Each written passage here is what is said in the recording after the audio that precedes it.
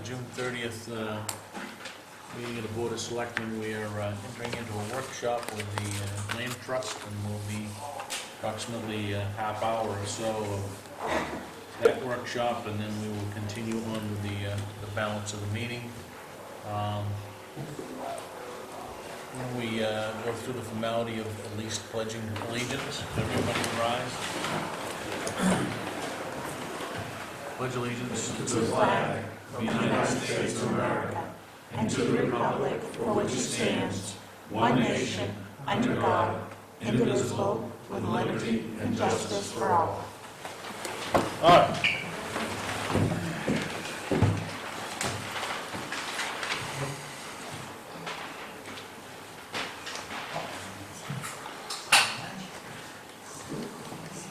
For those of you that may not know, that are tuned in or may be here tonight, we have been approached, and this goes back several months, almost 6 now, by a company, Mariner Tower, to locate a cell phone tower on town-owned property on Ospey Hill.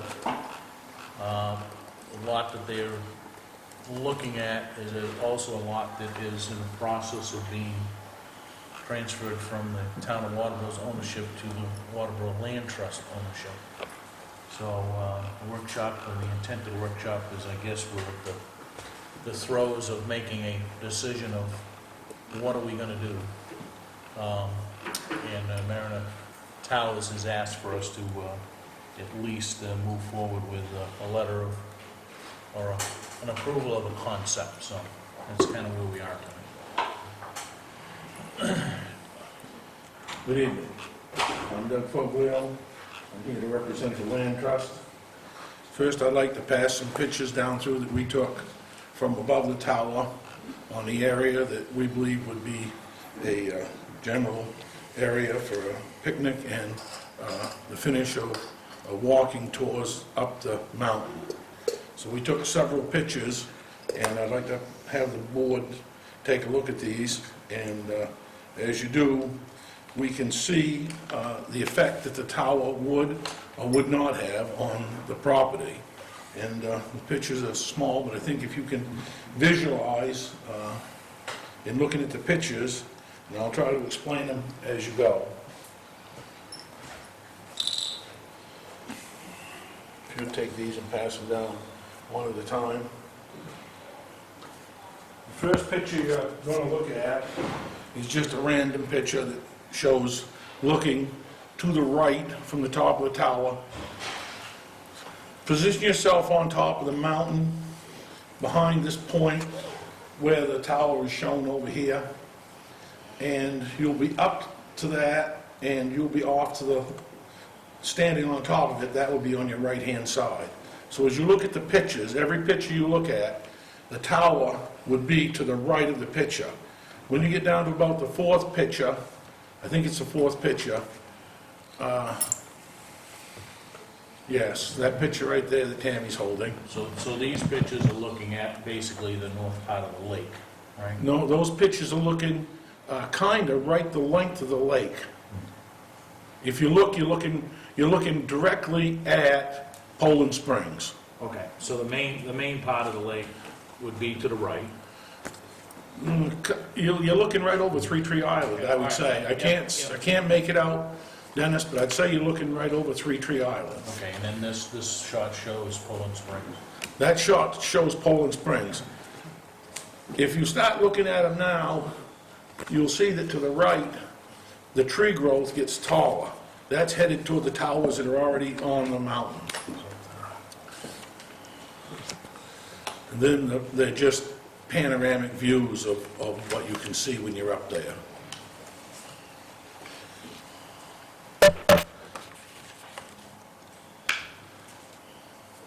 Or not see. Or not see, right. There's a nice level area up there, reasonably level, wouldn't you say, John? Absolutely beautiful. And, you know, with a lot of hand work. And this is not anything that you'd want to do, maybe a small chainsaw, but a lot of hand work. You could easily see the White Mountains.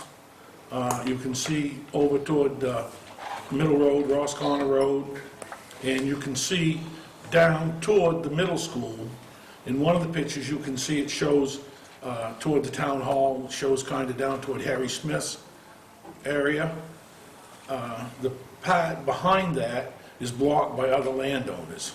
So that would be a problem looking what would actually be southwest from on top of the mountain. As you're looking at those pictures, it would be turning 180 degrees around.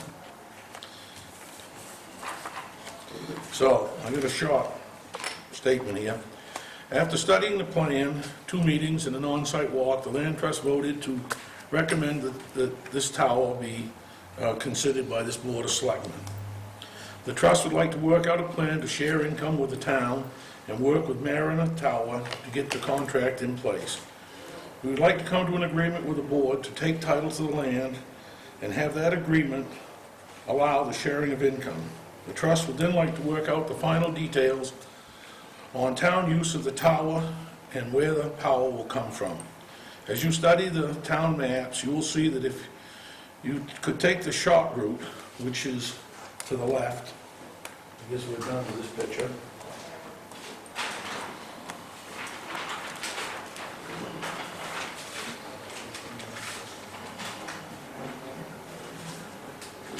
Body, yes. You're not wearing any today? No, I left my body pins, my earrings, home. And then for the 50 occasion. Don't have your piercings? No, I didn't get them pierced. And of course, everything's a little strong. Chuck Berry.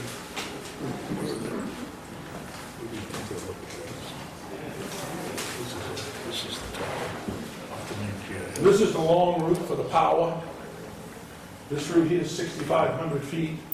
This route coming in from Ross Corner in, according to the data they provided us, is 3,700 feet. 3,700 feet and 6,500. If you go this way, you'll find that this lot here is owned by the town of Waterboro. This lot here is owned by Mr. Pooler and the Pooler family. This lot over here is owned by David Gould. So the chances of development would be tremendously reduced or almost non-existent if we could bring the power in from the short side. There would be no chance that somebody would try to tap onto that power and then do additional, whatever, and put a subdivision or something up there. That's the only thing that stopped that mountain from being developed is power, the cost of power. To the bottom of that road is still, the bottom of what we call Sweats Hill, is still, a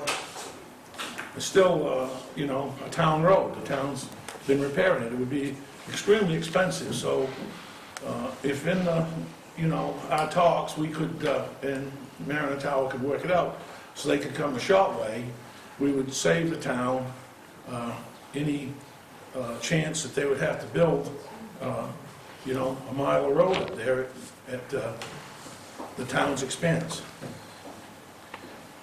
Look at it coming in off the middle road? Ross Corner Road, actually. It's only 3,700 feet to the tower site coming that way. It's 6,500 feet coming the other way.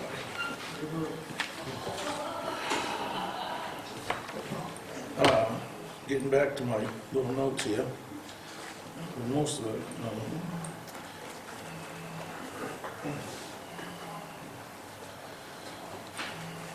As you study the maps, as I've just explained, you'll see that if we could come a short route, it would be the best. It would allow, the least amount of tree cutting, and it would bring them in the shortest way to get power. And the land would all be owned by people who, at this time, are not looking to sell it. I think that would be a good deal for the town. The Land Trust would like to work with the town. If this can be worked out, we want to build, some slides, walk trails, sightseeing, and picnic area would be compatible with the tower. The trust has earned over $4,000 through dances, raffles, and food sales. But we need a more steady income if we are to keep up the land and do improvements on the land. Also, to do the work required to purchase additional pieces of property around the top of the mountain and abutting other lands that we own. It's difficult to keep enough volunteers to earn money and do the volunteer work that needs to be done. Therefore, an agreement that would allow for participation in funds for this area to be designated for public use. No property tax expense to the taxpayers of Waterboro, and would allow volunteer efforts to be concentrated on working on the property. The town will generate a considerable amount of money through taxes, and the income we would like to negotiate with the town to be shared with the land trust. As you probably know, if we could work out this agreement so that we could take title to the land, and in the title agreement, the funds were designated as to where they would go, then the land trust could share the funds with the town. This would work in a legal matter better than the town's trying to share the money with the land trust. Once you take the money in, then it's a whole different situation for us to get any part of it. So we think that it would benefit everybody if we negotiated an agreement up front. Mariner Tower has told us that in the plans show 5 possible tower sites up there, 5 possible spaces to be rented. We would like to, generate the income off some of the spaces, and the town generate the income off the rest of the spaces. That's where we are. Pretty straightforward. I agree. I think the town and maybe a 50-50 share on income with the land trust. Land trust is going to be taking care of the area. The town, if we wanted to build put in a recreation site up there, it would be town expense now. We'd be sharing that with the land trust. I think it's a good deal. And having been up there with the group, you're going to see. The tower is not going to be in the middle of a panorama. It'll be off to the right, and you're not going to be seeing the base of the tower. You're just going to probably be seeing the top half of it. So, my guess is, I think the sharing the income with the land trust is a good deal. I would say that's. I would suggest a 50-50 split on it.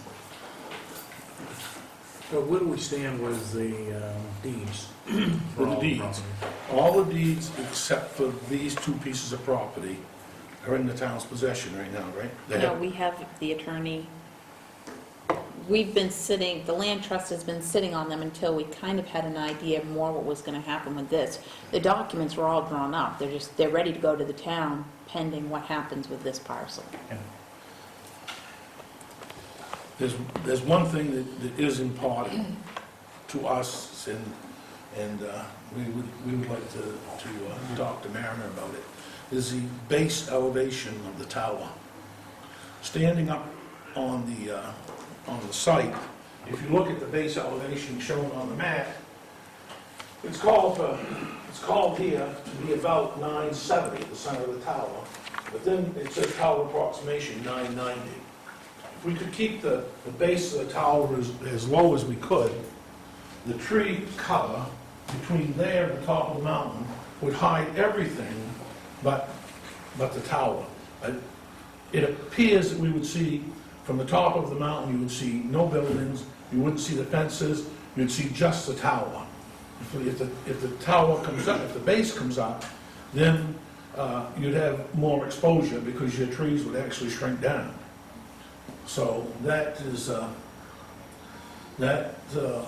seems to be the only real thing that we have to comment on. Other than that, we spent I think, well over 2 hours up on top of the mountain. We spent more than that time, we walked up there and come back, but I was up on top of the mountain for probably 2 hours or better. And then we come back, we had meetings before, and we had a meeting afterwards. And that's where we, Okay. So this would go to the top of the steep hill, and take the left, right? well, Head actually, as if you were headed to the spring, right? And then this would go up onto that plateau off of that, right? you know where the spring is, not the one beside the road, but the one that's probably 50 feet down in there that's covered? Well, that is 100 feet approximately beyond the stone wall that this follows, up into the woods. It's probably, is it 200 feet, John, from the gate that's there now? Is it 200 feet from the gate that's there now? You know? I didn't measure it, but it must be 200 feet. I mean, if you're going up the, maybe about 100. And the If place- you go past the gate and you're headed up toward the tower, and about maybe 200 or 300 feet before you get to the first little lookout place where the rocks are, if you took a right straight up, a right straight off through the woods there, that's basically where you're going. And maybe 100, 200 feet into the woods there.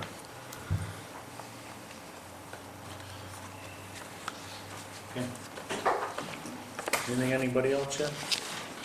Comments? Input?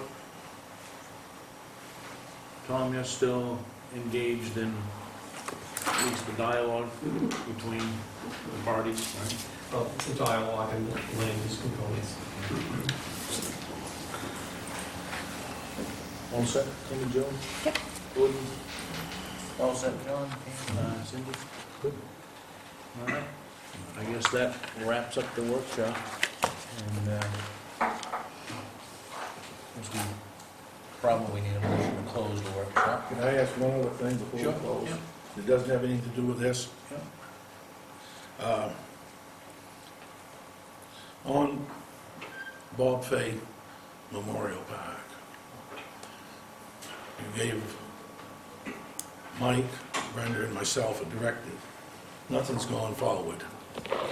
Todd and I have gone out in search of funds to buy the plaque. Is that going to be acceptable with everybody here?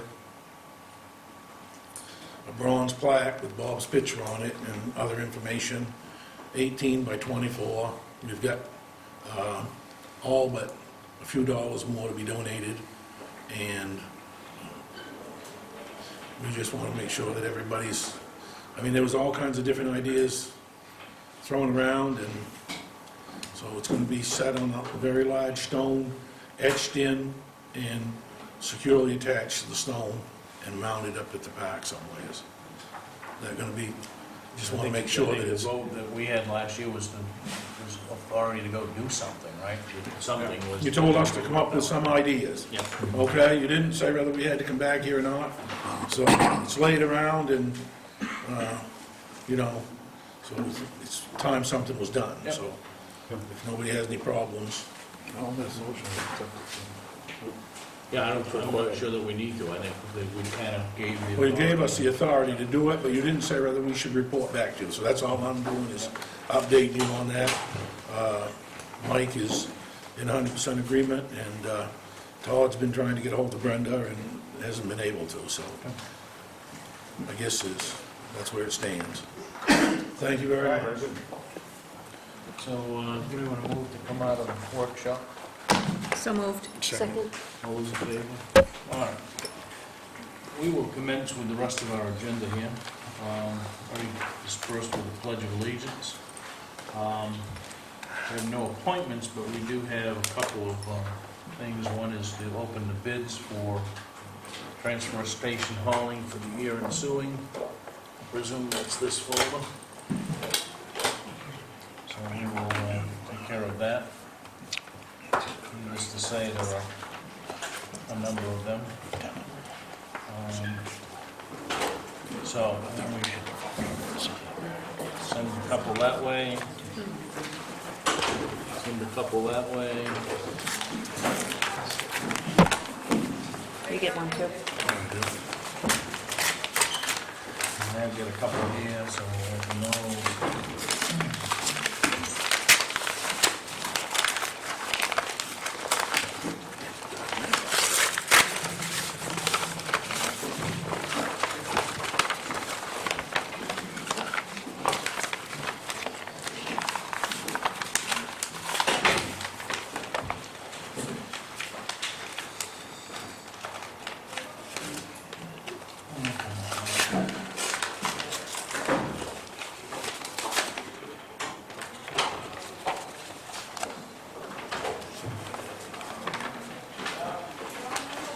All right. So if somebody wants to keep track here.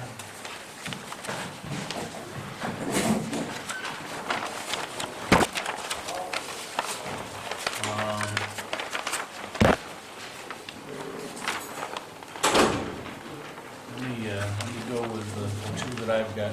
Nancy, I'm going to write this down here. This one is from Jordan Trucking and Rubbish Removal, Parsonsfield, Maine. Price to transport to Eco Maine and Portland, $155 per round trip. Price to transport bulky waste, Planet and Gorham, $155 per round trip. Price to transport recyclables of bulky waste to commercial paving in Scarborough, $155 per trip, round trip. Recyclables to Eco Maine, $155 per round trip. And price to transport metal to One Steel and Arundel, $155 per round trip. We need to hold the price for 3 years. Fuel should exceed $3 per gallon. The town will reimburse the difference. Is the kicker. Say that last part again, Dennis. If town budget purpose is based on if fuel should exceed $3 per gallon, town will reimburse the difference. That would be the fuel charge piece of it. We do the other one that I have, which is Oceanside Rubbish Inc., Wells, Maine. Price to transport to Eco Maine and Portland, $200 per round trip. Bulky waste to Gorham, $200 per round trip. Recyclables or bulky waste to commercial paving, $225 per round trip. Price to transport recyclables to Eco Maine, $200 per round trip. Metal to One Steel and Arundel, $190 per round trip. Agree to hold the price for 1 year.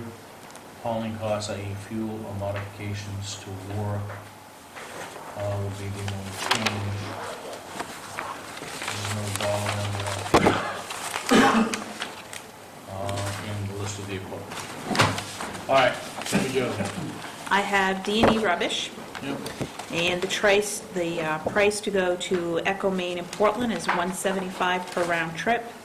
Bulky waste, recyclable or bulky waste, recyclables to Eco Maine and metal are all at $130 per round trip. Agrees to begin service on July 1, 30-day notice if they're not going to continue on.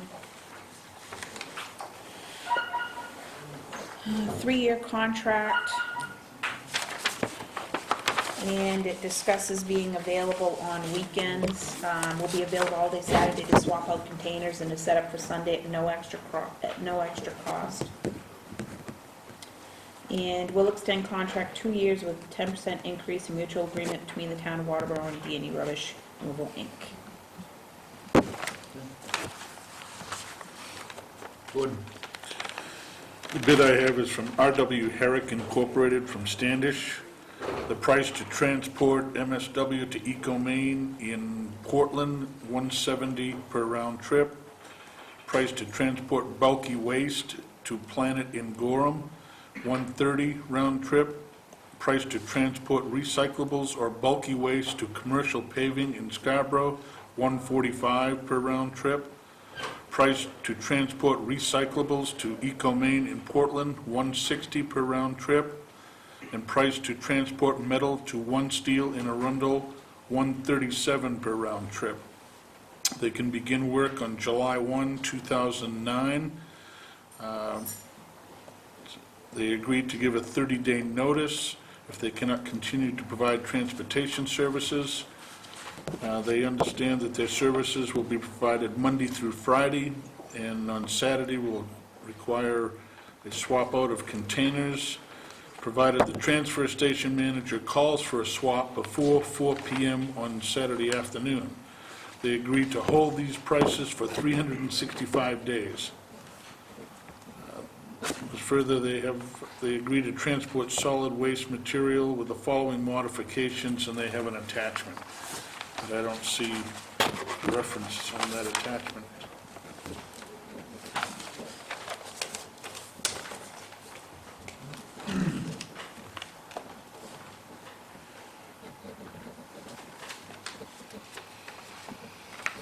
It's just a definition of the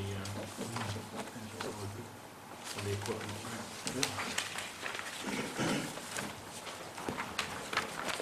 All right, Cindy? This is from Pine Tree Waste Incorporated. Price to transport municipal solid waste to Maine in Portland is $205 per round trip. Bulky waste to Scarborough at $69.50 a ton. Price to transport bulky waste, $168 per round trip. Price to transport recyclables of bulky waste to commercial paving in Scarborough was $168. Price to transport recyclables to Maine in Portland is $190 per round trip.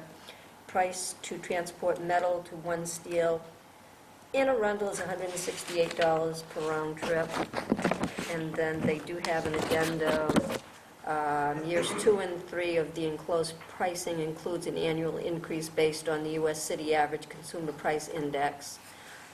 If diesel fuel should rise above $3.25 a gallon, Pine Tree Waste would like to have the opportunity to revisit directly with the town to determine the cost variance that may be needed for any fuel adjustments.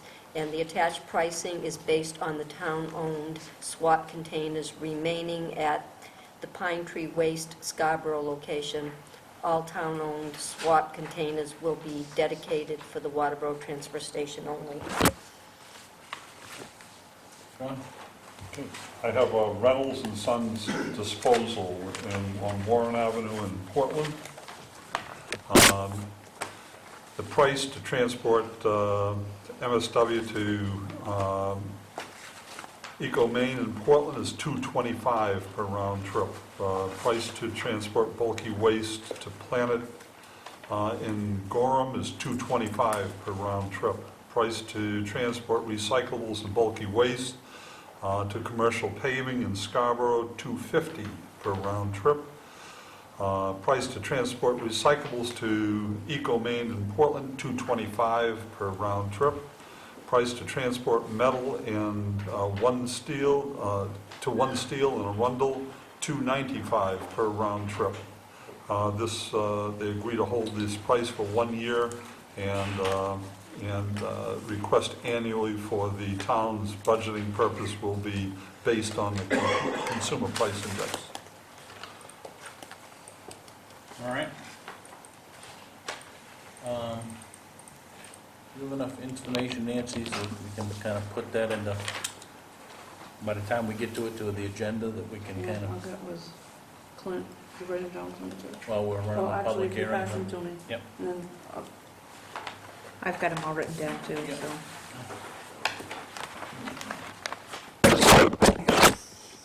All right, any, how did that, did you hear that okay, David? yeah, what was that, David? Sorry about that, folks, we had a little crash with the microphone. Those in the room didn't hear it, but I'm sure those that are on TV. All right, any questions or comments or anything on that? We'll get those numbers put together so we can look at it when we reach that point in the agenda. Next on the agenda is a public hearing for the Osprey Hill Road extension went to closing.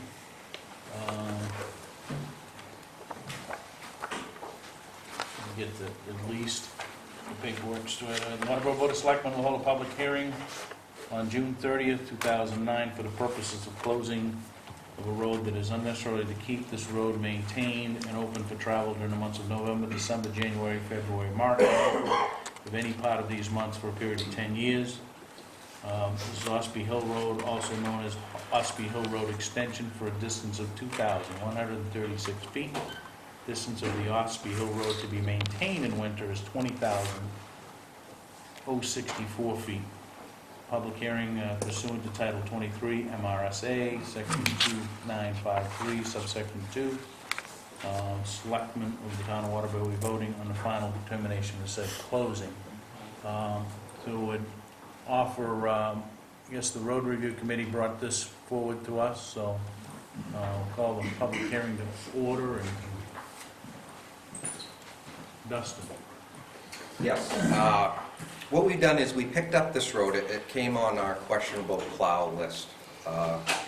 Reason being is in the past, the town has voted to stop plowing this extension part.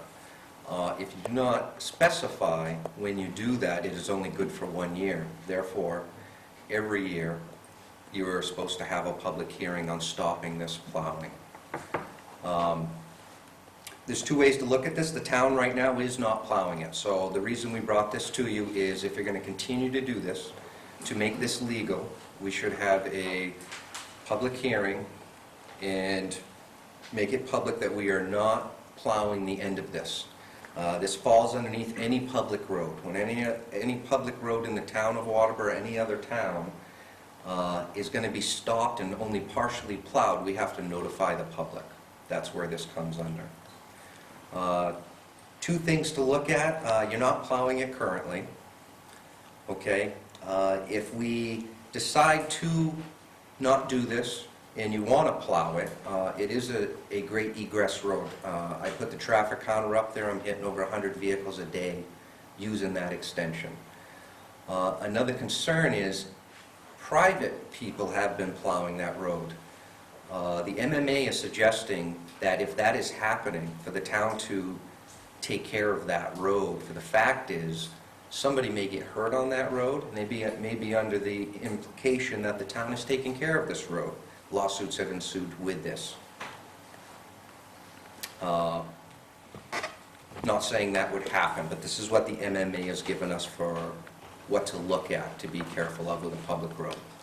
So, as far as the road review committee, my opinion, this road is very simple. It's a public road. If you guys choose to continue what you're doing, not plow that extension, I believe the reason you're not plowing currently is the end of that extension. There is a lot of ledge down there. It's very tough to get a truck over there. I don't believe a regular plow truck could make it through there. It'd have to be a pickup truck. So that gives you the pros and cons of what's going on right now with that road, and it's truly up to the Selectmen Board to make the decision. Okay. Open to the floor to any other comments or questions?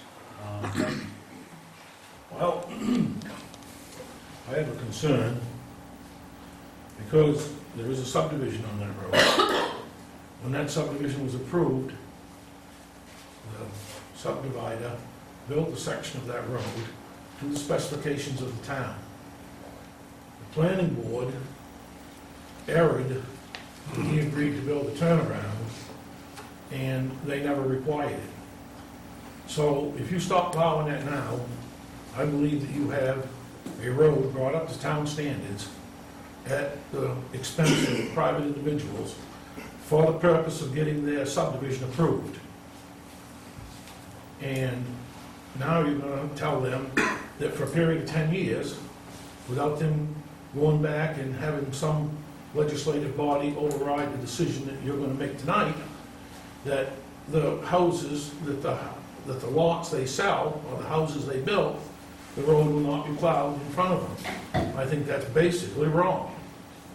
I think that, you know, if you were going to stop plowing this, you should stop plowing this at the end of this subdivision, not, We don't plow it now.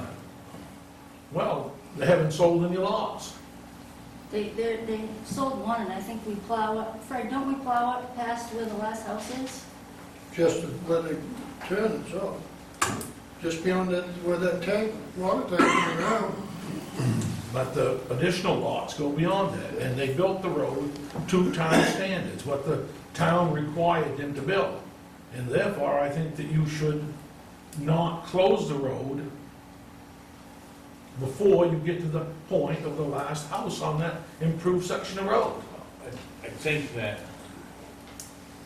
the discussion is that this can always be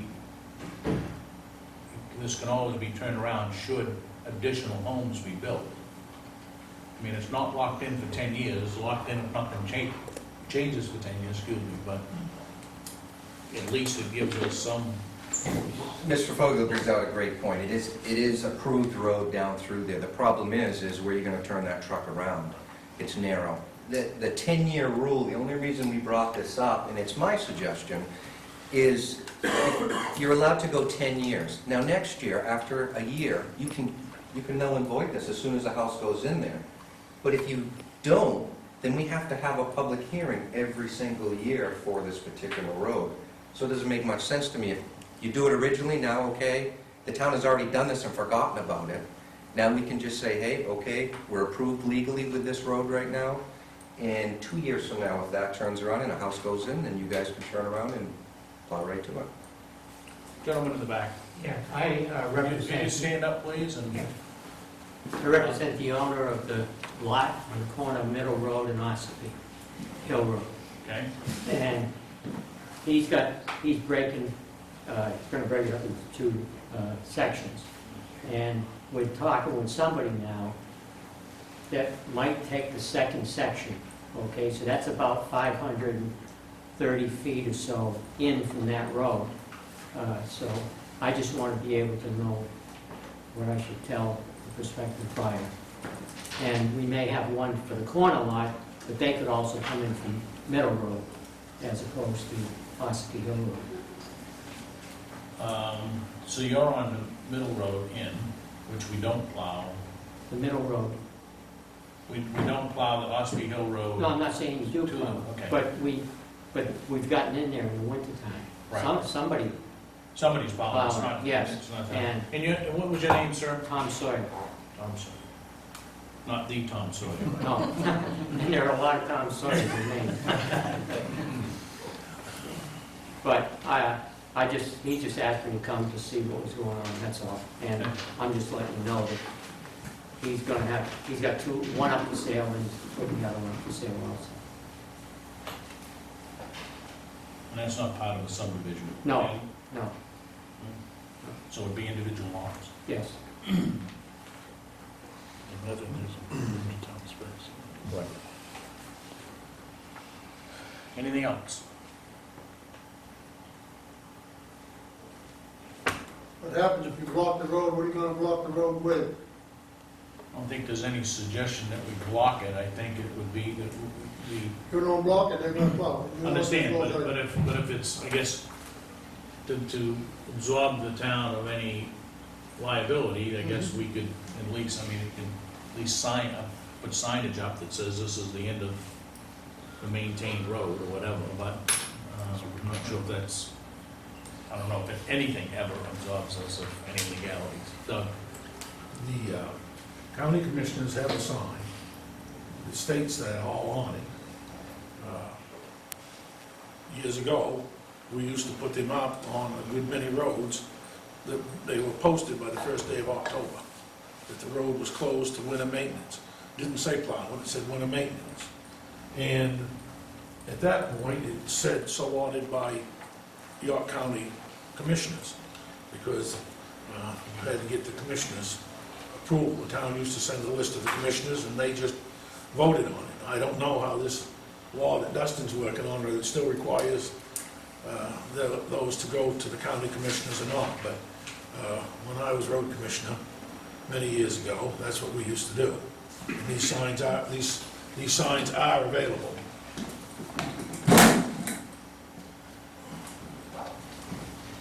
Yeah, I think the law as it's written now, this doesn't mention the county at all. Nope. It's an undersigned select. This is actually pushed through the town administrator, whoever pushes this through, and it can be changed by the same person, municipal person. Anyone else? If not, I'd entertain a motion to So moved. close the public hearing. Second. All those in favor? Opposed? All right, we'll be dealing with this later.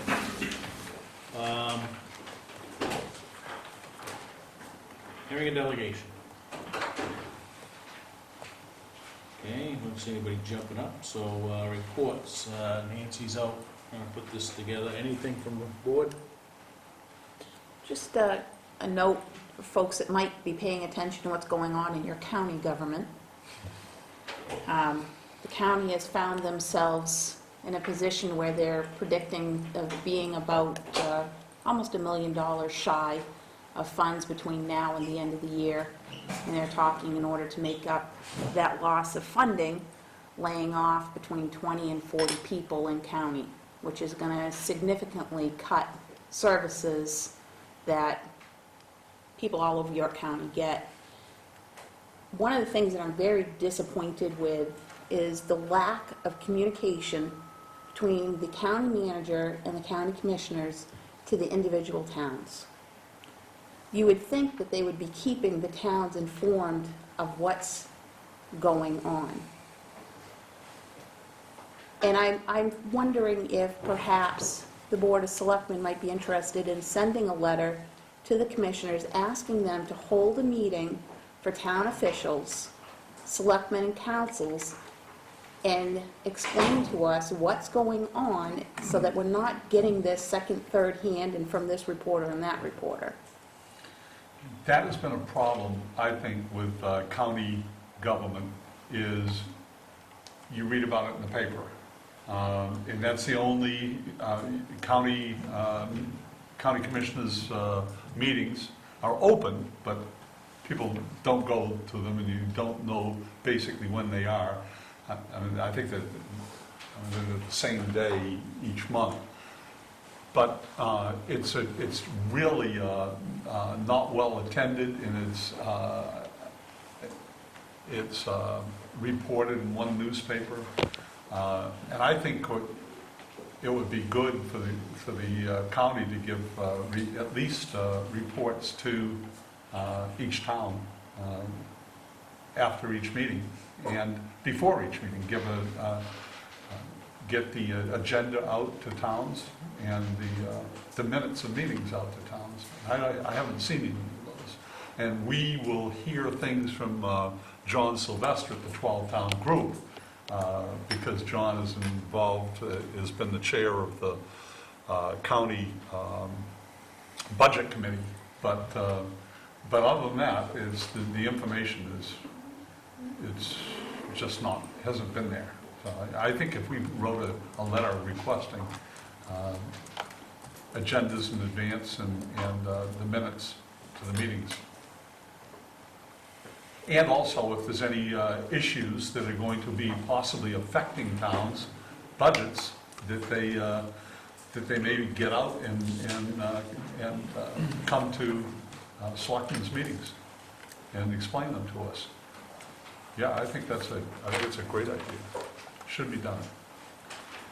Is that something, I mean, we certainly can do that as an individual town, and I think that may very well be the appropriate course of action at this point, but I would sooner think that if we had the 12-town group, express that as a block of 12 towns, that would be a little more Yep. meaningful to the commissioners.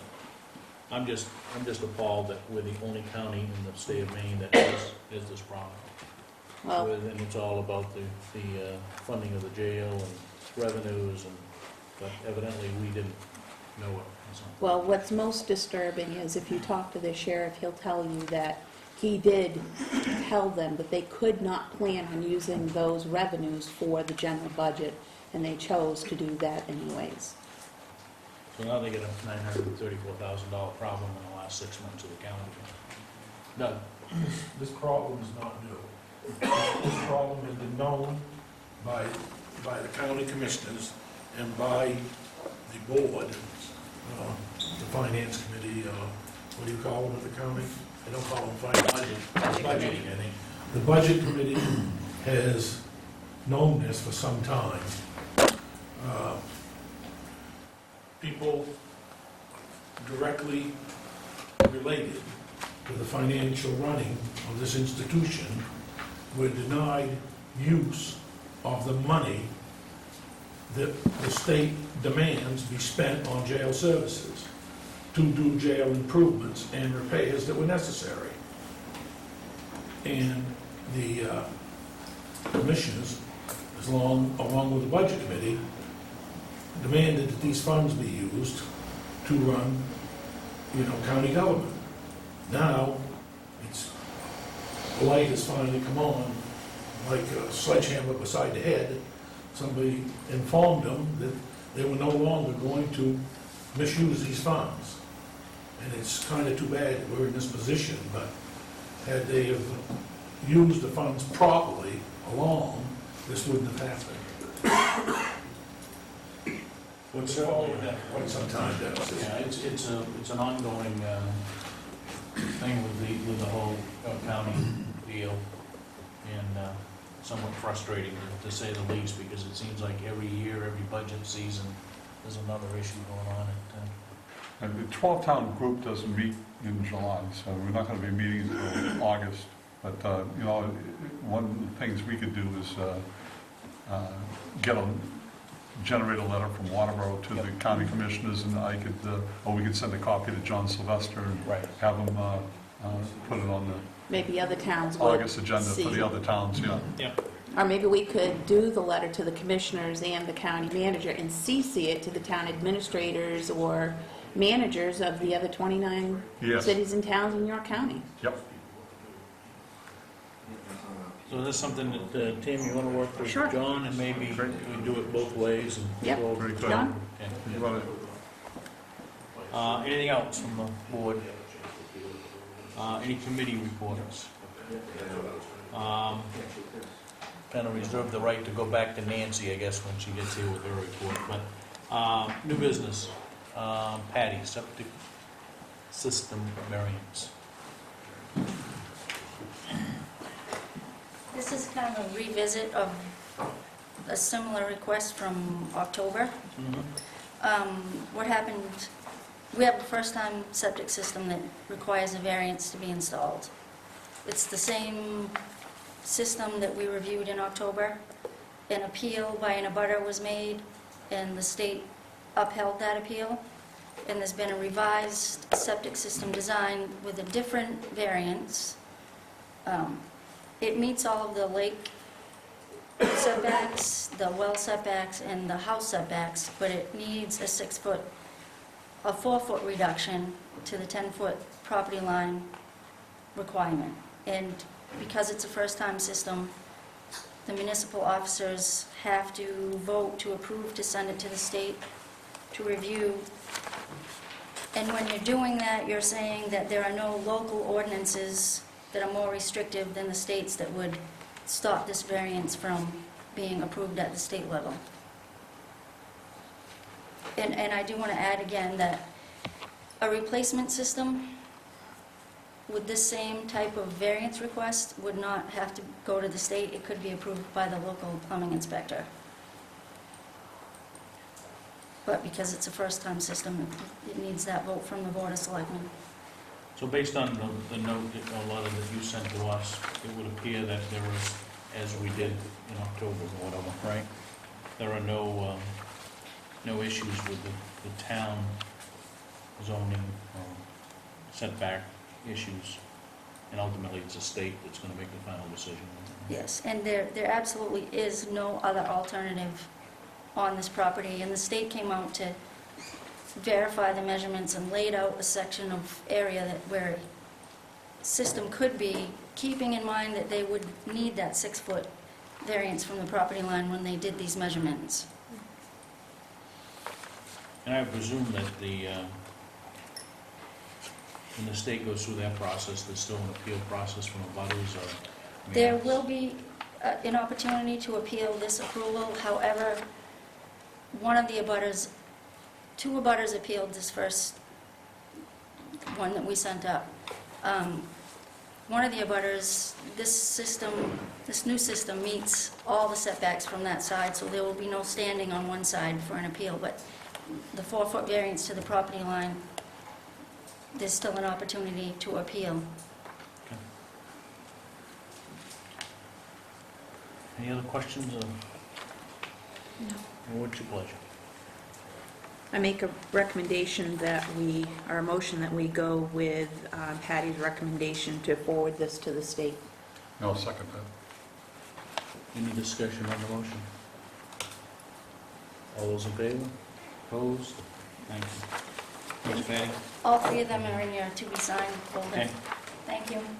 All right, item 2, discuss vote to approve concept of entering a release agreement with Marin Tower. Referred to you to the note that came from Marin Tower with a recommendation of a motion, I guess. In this, if this motion is proposed this way, I would presume that that takes you to the next step necessary. Yes, correct. What we'd like to do is move to the next step and start a lease negotiation with someone that you designate to represent the town to negotiate a lease. Okay. The rest of the board has reviewed this thing. What's, the recommendation is that a motion be put on the table to approve the concept of entering a release agreement for a portion of the municipality-owned land, map 10, lot 12, to Mariner Tower 2 LLC for a new wireless telecommunications facility based on the terms as outlined in the financial proposal submitted to the Board of Selectmen. So that is the recommendation. Any discussion of the board, or what do you want to? I would move that, with that language and setting Tom as our point person. Second. All right, any discussion on the motion? Motion is to approve the concept of entering into a lease agreement for portion of municipality-owned land, map 10, lot 12, to Mariner Tower 2 LLC for new wireless telecommunication facility based on the terms outlined in the financial proposal submitted by the Board of Selectmen, with the caveat that Tom Ursa, the town planner, be the point person between Mariner Tower and the town of Waterboro. All those in favor? Oh, we have discussion? Yeah. Just a point of clarification, Mr. Chairman. As point person, do you want me to embark with the applicant in the drafting of a release at a draft state for review by the Board of Selectmen? I think this gets you to the next level. I think we've submitted a template of a lease as a starting point Right. that, we've used hundreds of times before, and I think that's a starting point to start the nitty-gritty of a lease negotiations. It's that, what we would submit to Tom to start. Is that clear? I mean, I think our intent is that you be the person that would present that and do whatever discussion between Mariner Tower and the town, and ultimately present to the board. That would be the intent of, I think, the motion. Yes. Mr. Chairman, Yep, go ahead. could we have somebody in an advisory capacity from the land trust to work with Tom? I think that they're going to be an integral part of this in the future. It may be that we want to have someone representing them during the discussions. You know, Yep. We need to move this along quickly. We would have no objection to obviously involving the land trust, but we are getting some pressure from our tenants to move this project forward, and they've asked us to look at private properties if we can't move this forward. So the quicker we're able to resolve a lease, and if we're able to do that with Tom and the land trust, fine. If there's gonna be additional back and forth because the town still has title to this property. It is the town's property. It has not become anything with the land trust at this point. So if that's gonna cause additional back and forth and delay, we would just ask you to consider, let's get to a lease, because then the town can assign a lease, and the town can do anything they want with the lease after they enter into it. If the town wants to just hand the lease 100% to the land trust, that's your prerogative. But all we ask is, how is the quickest way to move this forward to a lease, so that then we can prepare our application and get before the planning board. If we're gonna try to get a build season this year, we need to first get into the lease, so that we can even move forward to the planning stage. And we've been several months at this already. And the land trust. I think what you can do here is, the lease is developed with Tom, but Tom communicates with the land trust. So the land trust isn't necessarily in there as an equal partner, and it has to make that decision. But Tom can take them into consideration as the process goes along. So a person from the land trust can talk to Tom and say, my suggestion is da-da-da-da-da, and he can take it or leave it.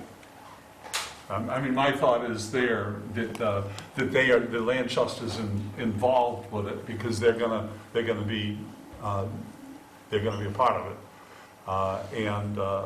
but Tom is the person that will be working out the lease arrangement. Is that something is that what you were talking about? Yeah, I just don't want to see them left out in left field. Well, I don't think Yeah, that they're in communication, not necessarily a partner. Yes, sir. Yes, remember, we still have to go to planning, and the land trust will have the opportunity to weigh in, as will the public, during the planning section, our planning application. we haven't really even started, well, we've started, but we still have negotiations to do with the land trust, and at this point, we own the land, and I really think we have to let these people at least go forward, and Well, I have then... no objections to them Yeah. going forward. None whatsoever. I think the project is an excellent one for the town. I think the message to Tom is let's Go for leave the, let's not leave the land trust input out of that whole process, right? Right. Ultimately, it will be done between the town and Mariner Tower, and then it will be whatever. Doug? What's this gonna do with our proposal to the town? I don't think that it should be, I think we can move forward with writing some stipulation that if this comes to fruition, and I think that's where the negotiation between, how that looks between the land trust and the town of Waterboro, right? I mean, we can do that in parallel to all of this. Well, I would, I guess my view is we've been some time moving this whole land issue.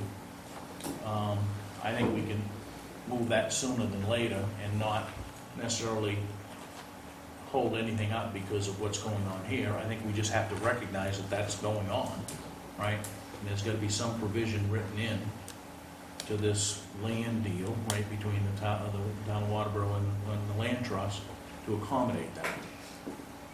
Our ideas don't deviate from what they got on the plan there, other than the issues that I brought up to you before, where the power comes from and the elevation of the base of the tower. I think this kind of kicks the football off, right, and gets everything Well, going. that's it. There's a lot of ways to go, and I know we talked about it at our last workshop with the land trust about different ways to bring the power in.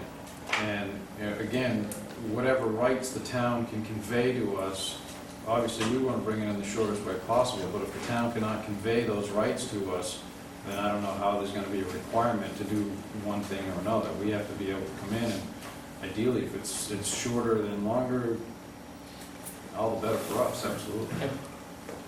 Understand. Thank you. Any other discussion, questions from the board? You all set with at least the relationship? Yep.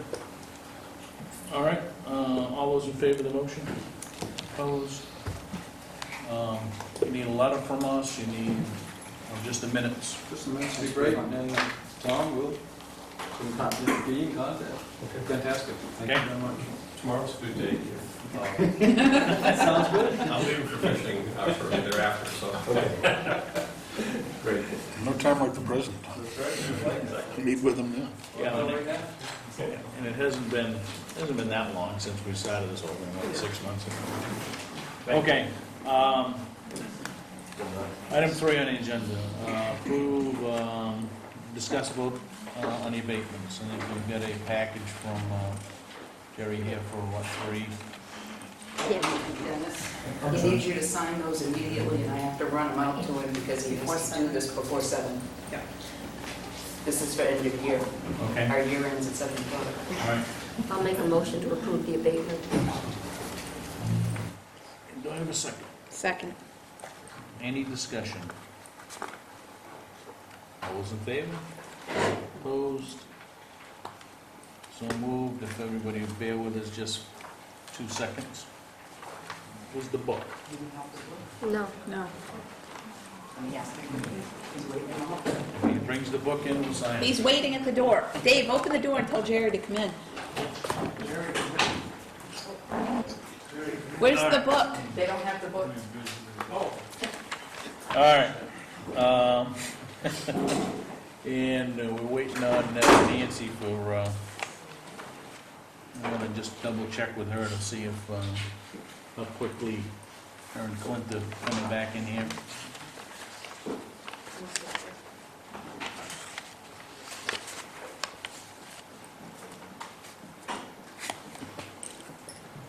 Very simple.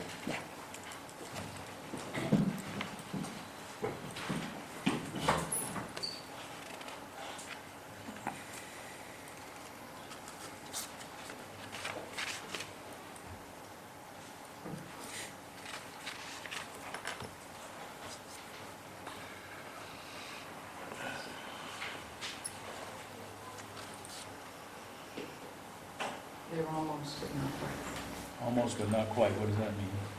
Move on. All right, so let's do, let's hold off on item 4 on the new business. We'll go to item 5 with the intent to come back to 4. Discuss vote and sign order for closing of the Ospey Hill Road extension. I will What's your move, pleasure? I will move that we go ahead with the road reviews committee's recommendation to close Ospey Hill Road extension in the winter months. Second. Any discussion? Does Frank. that mean you have to sign right now? I guess You gotta put signs. we'll have to do something. Okay. Can I make that as an amendment to the motion that we have signs posted? Sure. You accept that I didn't- amendment to include signage to identify that Absolutely, area? yes. Okay. Move that in a second. Yep. Any further discussion? All those in favor? Opposed? Thank you. Committee appointments. Before we jump too far into this, did we, and have we advertised the fact that we had openings? So this is what we've got slate, all right? What's your pleasure here, folks? We've got, We make a motion on all these? Yep, you can make a motion on one at a time. Okay. Well, I'd like to make a motion that we accept Doug Foglio for the planning board. I'll second that. discussion.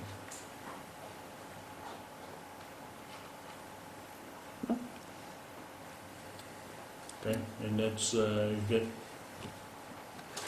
the 2 candidates, that's the candidate that you're making a motion on, right? Yes. All those in favor? Opposed? All right, takes care of that.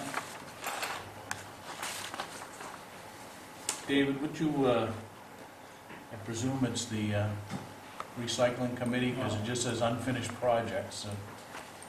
That is correct. That could be a couple committees. What do we have an opening on? I was He didn't pick, so let's just pick for him. Make Yeah. a motion that we put him on any committee that needs somebody. I skipped over my friend. I'll make a motion, we put David Whitson on the recycling transfer station committee. Second? Any discussion? All those in favor? Opposed? Make a motion that, There is a caveat that he does serve as chairman or something like that. make a motion, we put Mike DeAngelis on the transfer station committee, because he wants us to love him. That's what it says. Any second to that motion? I will, Second, I for think we dis- all love Mike. Okay, for discussion purposes, Yep. I'll put second, right? Discussion.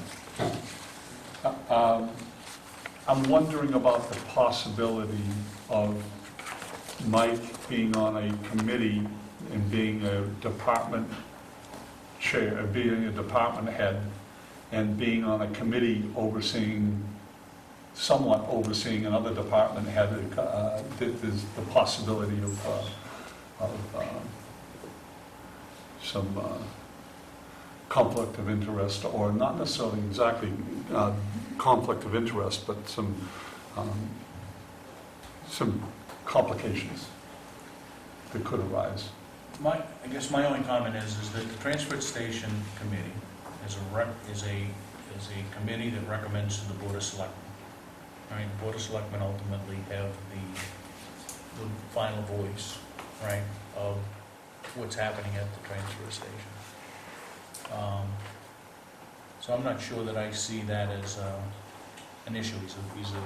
He's just He's an a ordinary taxpayer citizen. resident Right. of town. I think that's the role that he has to adapt to and participate in, but ultimately, it's that committee that recommends to this board any decision making. That committee is a recommendation or how do I say this? Advisory committee to the board. We've never It stipulated. is advisory, I know that. They I'm have no just looking at, supervisory authority over anyone at the No. transfer station. but I also see if that committee, and Mike being a member of that committee, makes recommendations that go against the will of the director of the transfer station, whom he works with as a team member in town government, that could be problematic. David? Well, there must be statutes or guidelines that address this, either on a state level or town.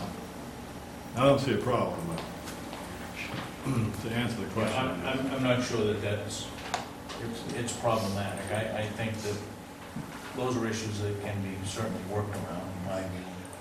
Yeah, I'm just exploring that Yep. before, but it's, no, I'm not necessarily against it, but I see it as being potentially some sticky situations. My concern would be more his time commitment. Does he have the time to contribute, knowing how busy and how much running he's doing, and at night, all the sports and everything else that he has going on, is he going to be able to make that commitment to be at those meetings?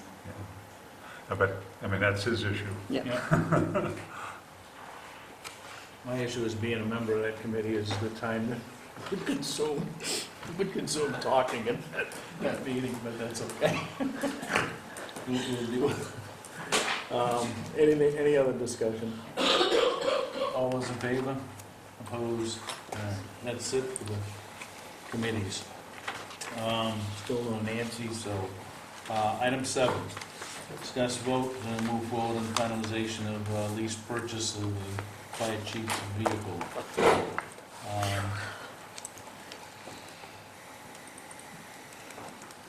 I guess Matt, you're here, so why don't you step up here and tell us where we are.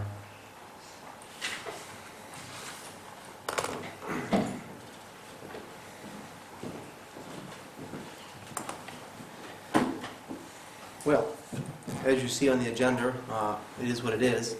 Of a well over 12-month process at this point.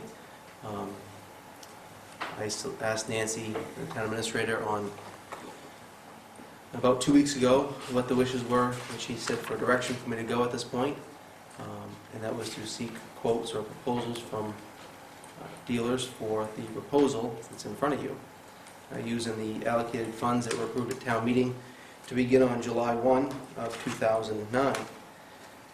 And I did that, and I submitted the 4 quotes to you in the packet. And I guess there's been several questions raised since then. Going back in time, I guess that, quite honestly, there's been a lot of discussions between the town administrator and myself about this particular funding article, where it was in the budget to begin with, and where it ultimately ended up under Article 6. It was under the fire department operations budget, and then within the last month, it was, or just prior to June 2nd, was removed and put into Article 6. So, originally the budget amount that was requested was $6,100, and I reduced it throughout the many revisions of the budget.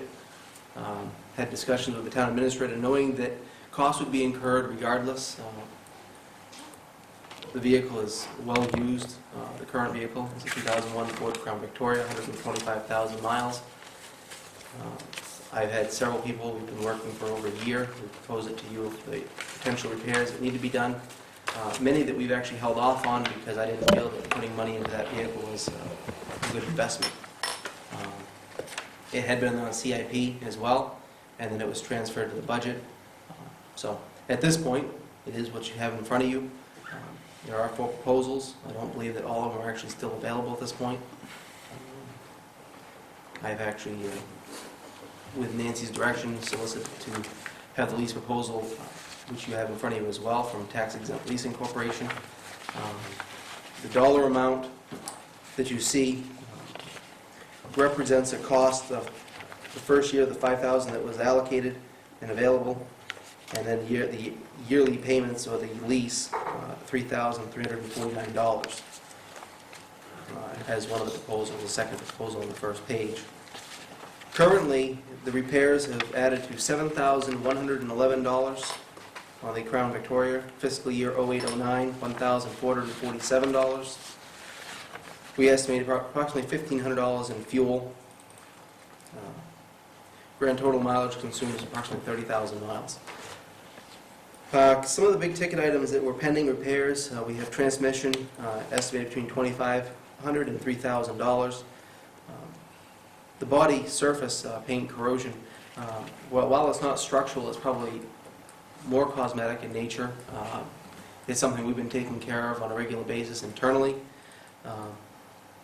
I think that both of them went hand in hand because I was looking at the long-term planning of what we're going to get out of the vehicle rather than having something we're not taking care of now and having the corrosion that's starting today work into something long-term worse. I have actually siliconed the holes that were from the light bar holes on the roof of the vehicle where it was rusting as well. Front brakes need to be replaced, both sides, at an estimated about $500. We have rear seals and the seats. Total estimate right now, we're looking at about $6,450. Estimate vehicle value anywhere from $200 to $500 at this point. Right, and just so everybody's clear, the reason that it was pulled out of the operations budget into the lease budget was the recommendation of the town auditor that all leases of equipment and whatnot go into that one article which we dealt with at town meeting. Yeah. Originally, it was in the budget as, the first several drafts, it was in there simply as a vehicle lease. On one of the revisions towards the end, I had actually included in there, after having discussions with the town administrator, said, you know, how is this worded? We need to look at this. When do we need to have some discussions about this? Well, there's been no issues with it at this point. I said, okay, well, if there's any questions, we'll talk about it.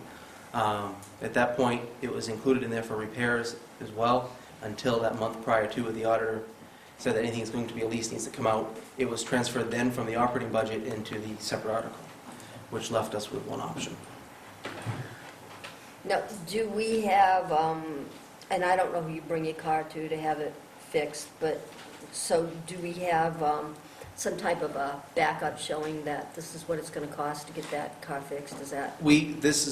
Remember, 12 months ago, we actually solicited from all these vendors, numerous vendors that were honestly at this point badgering that we've gone back and forth with, looking for the same proposals. I talked to Larry Baker today again. The car is what it is. It's, like he said, the expectancy life is what, 10 years or 200,000 miles. For 5 years of this vehicle, it's 9 years old. So this vehicle was used for the first 5 years of its life as a police cruiser with extensive idle time and extensive use. It certainly has been used very well. It seems to have been this way before, and that during the budget process, this came up, the replacement of this vehicle. We knew the vehicle was aging and it had some problems, and we decided against going with a new vehicle in lieu of some of the other cuts that we're making in the budget that were pretty highly political, and that's people losing time.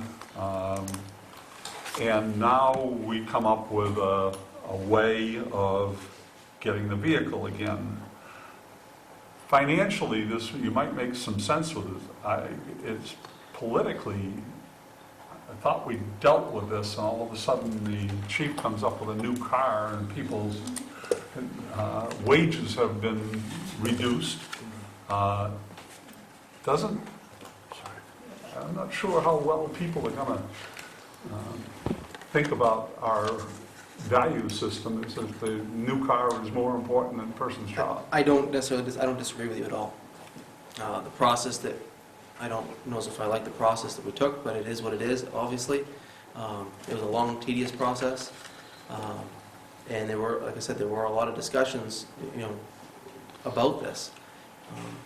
And then, obviously, come town meeting, I believe it was brought up on June 2nd. That's when the Finance Committee discussed it last. And I, to be quite honest with you, I was fully prepared to have a discussion, and I had supporting documents with me at town meeting as well. And it wasn't discussed. So it wasn't moved from the article that went into whenever the auditors moved it and they consolidated everything. I had no physical control over that. That wasn't something that we controlled. So.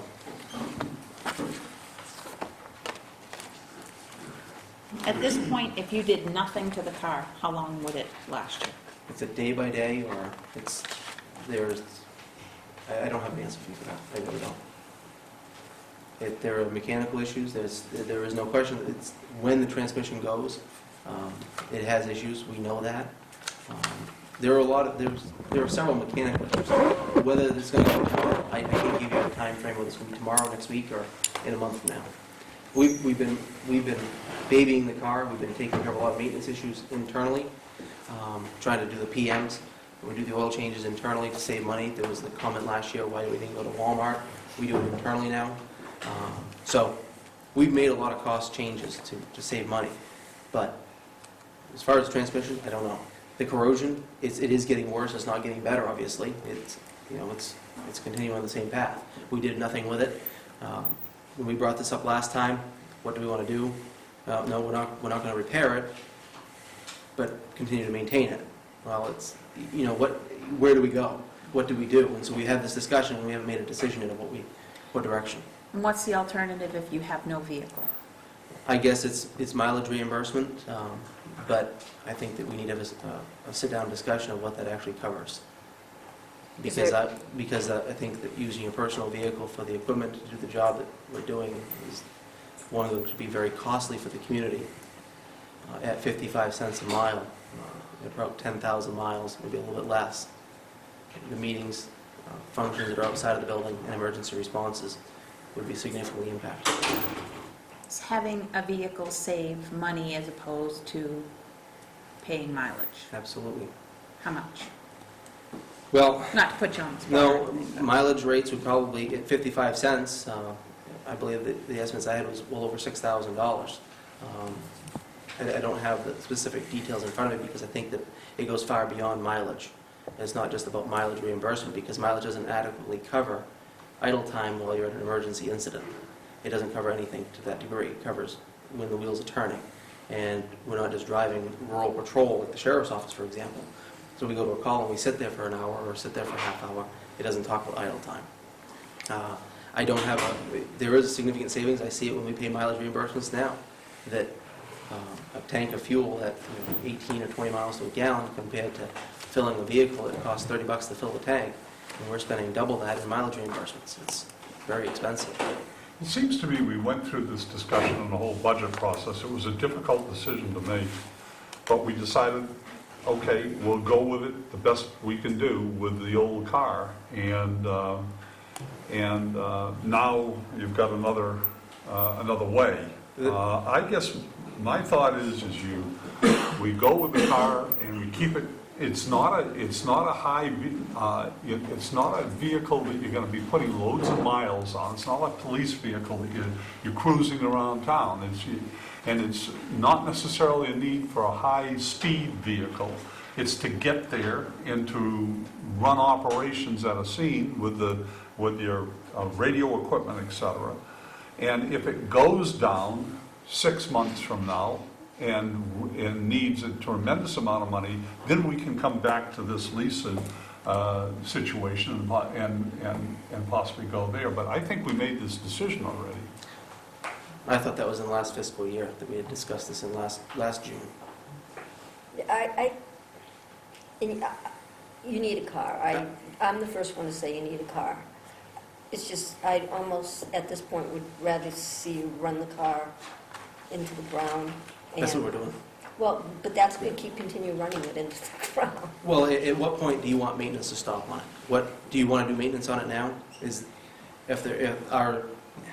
What money dollar amount do you want to put into this vehicle?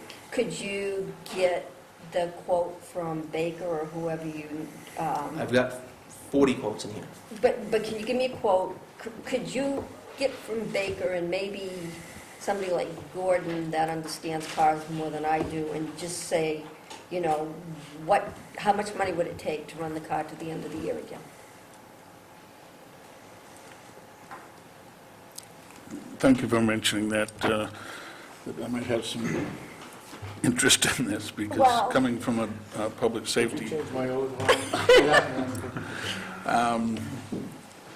I talked extensively with Larry Baker today, as I did with Chief Boers, concerning this car, because there's been some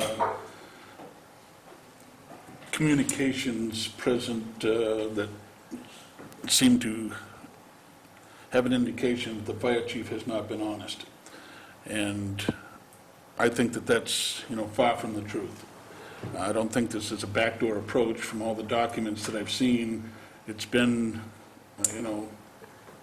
on public documents, because I've also spoken with the town administrator on this. I don't think this will qualify as an emergency vehicle. If we elect to keep the vehicle, and there's a possibility that it can be used for transportation only in a non-emergency mode, then it's a crapshoot at best, from speaking with Larry. The transmission could go or not. The brakes are bad. The pads need to be replaced. Apparently they've overheated and the rotors have been all warped in it. Structurally, the vehicle is sound. I spoke with a fleet manager for Ford Corporation that I dealt with extensively when I was purchasing police cruisers, and I gave him the specs on what the car is right now, and his response to that is junk.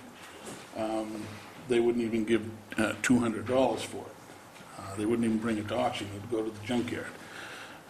You're certainly welcome to call him. He's down at Rundle Ford. He's been in the business probably 30, 35 years. Can the vehicle be used for another year? That possibility exists. Like I say, it's a crapshoot.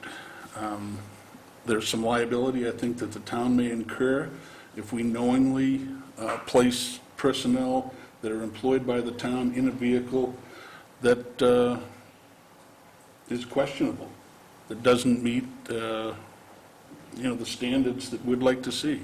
Obviously, we're in a position where the economically depressed state of the county and the municipality and the country, for that matter, comes into play.